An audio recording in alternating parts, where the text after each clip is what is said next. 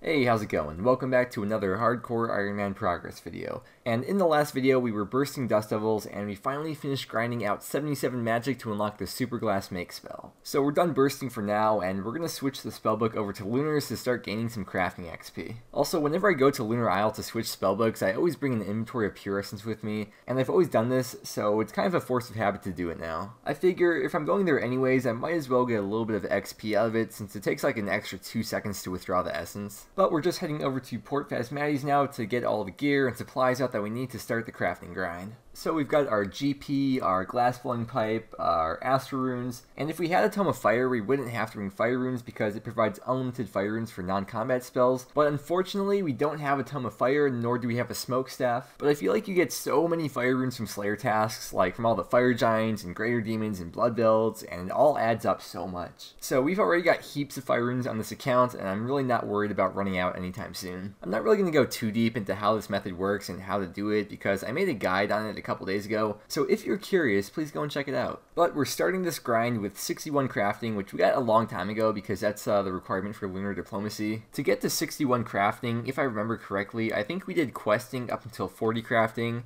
and then cut gems and bought molten glass supplies from charter ships to get to the early 50s, and then I think it was like 1 or 2 levels from spinning flax that we got from Kurasks, and the last levels were smelting silver ores that we bought from the blast furnace and then crafting them into jewelry. And that's how we got to where we are today. I mean, that's basically a guide on how to train crafting as a hardcore Iron Man. By the way, crafting is such a tough skill to get up before you unlock this method. Like, I'd say it's on par with Herblore almost, with how slow it is to train up at those earlier levels. But once you do get this method unlocked, you can pretty much stay here all the way to 99. But the goal for now is 75 crafting so that we can craft Slayer rings. Probably would be a good idea to go all the way to 80 to craft glories, but this is such a grind, but we'll see how it goes. Slayer rings are just going to be so nice because of all the useful teleports and how easy they are to make in bulk. Like, all you need is a gold bar and an enchanted gem, and then you smelt them together in the furnace, and that's it. It becomes a Slayer ring with 8 charges, and you don't have to like enchant it or anything. And the 3 teleports that are unlocked by default are the Slayer Tower, the Fremnik Slayer Dungeon, and the Stronghold Slayer Cave, so it's going to make it so much easier to train Slayer and get to different tasks, and to get back to Neve to get more tasks. If you're curious, here's the XP rates I was getting for an hour of doing this semi-AFK, very far from efficient. It was like 62k crafting XP and 5k magic XP, so I mean, I think that's pretty good considering how annoying of a skill crafting is to train otherwise. And that little bit of magic XP makes it so much more worthwhile too. So here's 69 crafting coming in, and please let me know, please tell me what you think of this. Okay, now here's the XP after the course of 2 hours. Again, it's very far from efficient. I could be getting over 70k XP per hour if I was actually trying hard, but I was doing this semi-AFK. But I mean, we're still averaging almost 60k crafting XP per hour, so like I said, this is something that I'd probably end up getting the bulk of my crafting XP from if I ever did want to go for 99 crafting. Also, this method is pretty much free. You lose like less than 1k GP per hour, and the only real cost GP-wise is the Astral runes. We crafted all of these, but it's probably more efficient to just buy them in bulk from Baba Yaga on Lunar Isle, and she starts them at 50 GP each, so you're really just spending like 100 GP per spell. Oh, there we go. Oh, 73, Kappa 73. Oh, getting so close now. But it's so nice to see all these crafting levels coming in. It's really bulking up the total level nicely. In total, it's 14 levels, and these are all over the course of 2 days, so that's some pretty fast levels considering the stage the account is currently at in the game. But here we go now, here it finally is level 75 crafting, which means once we actually unlock the ability to craft the rings from the Slayer Master, then we'll be all set.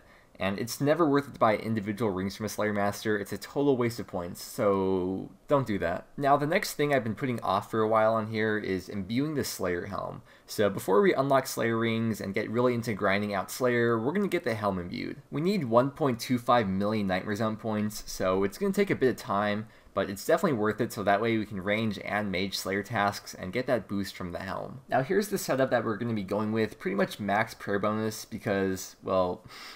Please don't yell at me for this because we're going to be going with prayer. I wanted to AFK as much as possible because I was learning Zora on my main, and if I have to keep rock caking on here and using absorptions, I'd have to pay much more attention to it. I tried it and I couldn't focus as much, so I decided I was going to use prayer potions instead. So yeah, we've already got about 150k Nightmare Zone points, so we're pretty much going to be spending the next day here at Nightmare Zone getting the points we need, and hopefully getting a few melee stats up as well. And we've got the first stat coming in with level 84 hit points. Of course, I missed the level, but you can still see it in the chat box right there. Now this level, I actually managed to catch on time. So here's level 79 attack coming in. I made a few more prayer potions because we only started out with a few in the bank, but I had a lot of supplies to make plenty more. So here is 56 herb lore, and it's always nice to get herb lore level since it's such an annoying skill to get up. Alright, but we are done here now, so let's leave the instance, and once we leave, if you take a look at the chat box, it'll say the amount of total points that we've got now.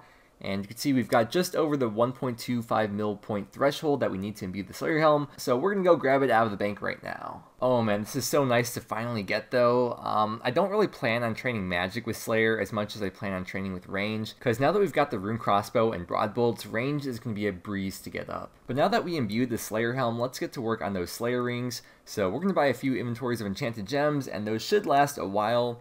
And they only cost 1 GP each, so like I said, Slayer rings are pretty much no cost to make. Okay, so I don't know why I just started trying to craft the rings, and I realized that I didn't actually unlock them yet. So I got kind of a mini panic attack that I didn't get my crafting level up enough or something, but no, I just have to actually unlock it. Alright, so it costs 300 Slayer points to unlock, and we've currently got 334, so it is technically enough, but I'd rather have a bit of a buffer in case I need to cancel a couple tasks, so we're just going to do a few more Slayer tasks and then unlock the rings instead. Alright, and here's a pretty cool milestone coming in on these Calphates. We got 80 attack right here. Hey, look, we got our favorite Slayer task again, so you already know what that means. It's time to start bursting and get some sick magic XP. And it's nice that we imbued the Slayer Helm too, so we'll actually get a boost while using magic. The Camulet is what gets you close to the pyramid where you switch to Ancient, and it only has 1 charge left, so we're going to stock up on charges while we're there, which is why we've got the hot sauce and buckets in the inventory. The pyramid is pretty close to where we get the charges from, so we're going to knock out 2 birds with 1 stone. Alright, here's how we get the charges. First we go find the camels, and we spike their food with some Taco Bell Diablo sauce. We wait about 30 seconds and watch it run right through that camel, so you know they tried to make this game mechanic as realistic as possible. Then you pick up the camel's dung in the bucket, put it on the Camulet, and boom, you got your charges back. But this is where we're going to be wrapping up the episode. We will unlock Slayer rings in the next episode, I promise. I mean, we pretty much could have unlocked them, but you know, I don't want to push it with the points. Also, one more thing before we wrap up today's video is that there's currently a poll going on about whether or not EVScape should make a blood rune crafting alt account. He said there's no way he would ever do that unless the poll got like 2,000 votes. So if you want to force EV to grind out 77 rune crafting on his alt account and hate his life, then vote in the straw poll linked in the description and make it happen. But otherwise, that is going to be it for today. I want to thank you all so much for the continued support, and thank you so much for watching. I hope you all have a great day, and I will see you again tomorrow.